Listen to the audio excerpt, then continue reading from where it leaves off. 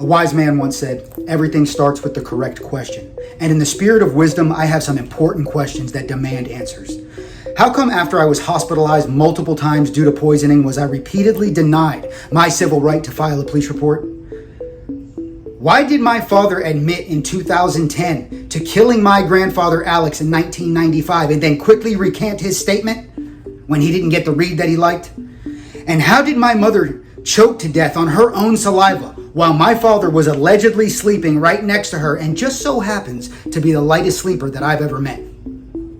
How is it that my driver's license was suspended on a 10-year-old case that was absolutely paid?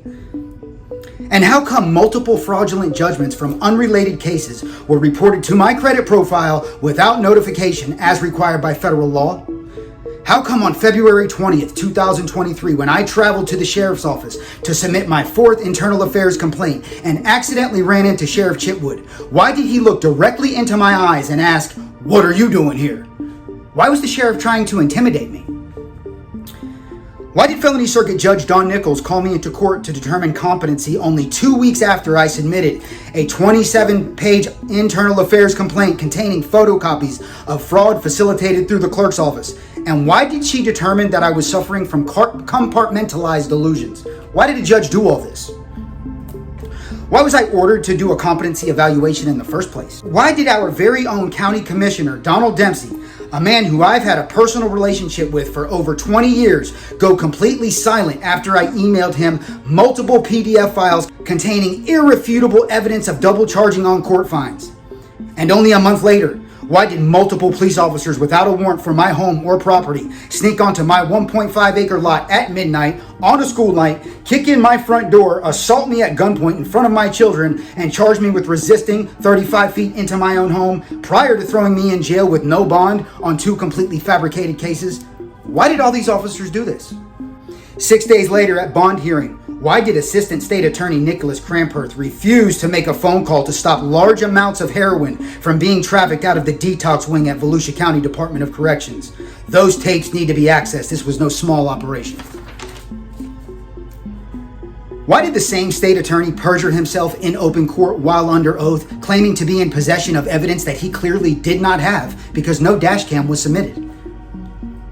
Why did Haley Nice show up to my home with a made-up birth date of October 1st, 2001 at 9:30 p.m. from Martinsburg, West Virginia that just so happens to be a highly sophisticated mathematical equation when calculated with my birth information?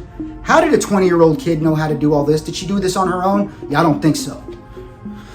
Why did Sheriff Mike Chitwood and Sergeant Jason Stickles lie all throughout their pathetic federal depositions, pretending not to know who I am? Why did Volusia Police Sergeant Jason Allen Stickles purchase $1.6 million worth of real estate in cash and then lie about ownership while under oath? Why did he do this? Why did Deputy Naylor explain to my 14-year-old child that I was suffering from brain damage caused by drug use and that was the reason for my religious beliefs? Why did Deputy Naylor enter my home in the first place? Why is my social security number advertised for public viewing on clerk.org? Why were my court records manipulated, and who exactly oversees this entire illegal operation? This is very high-level organized crime that has infected our beautiful town. For this reason, it is imperative that each of you online with the citizens complaint form provided, that if you live in Volusia County, take this form, go up to the sheriff's office and submit it. They are, not only are they corrupt, they're not, the whole bunch of them, they're not that bright either. Shit falls downhill real quick. And Chitwood just ain't the brightest. He's a likable guy, but he's not the sharpest tool in the shed. Go submit this complaint. Let's get his ass out of there, and let's take back our county from a demonic criminal enterprise. Thank you. Have a wonderful day. Please do your part and submit the complaint.